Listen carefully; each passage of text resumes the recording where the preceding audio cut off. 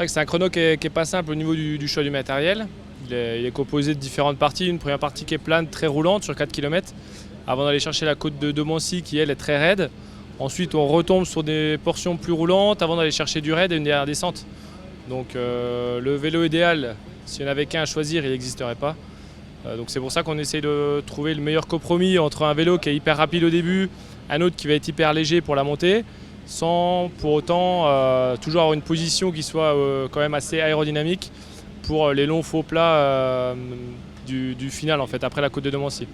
Est-ce que tu penses que les leaders vont changer de vélo, ceux qui luttent pour le classement général?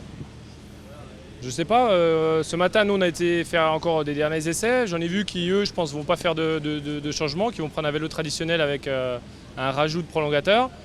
Nous cette option là c'était pas la meilleure, donc nous ce qu'on va faire c'est qu'on va prendre un vélo de contre-la-montre au début avec roue pleine et roue à bâton.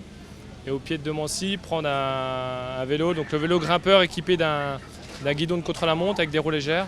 Ce qui fait qu'on a un vélo hyper léger, tout en permettant à Sébastien d'avoir une position aérodynamique dans les faux plats où ça roulera au-dessus de 30 km/h.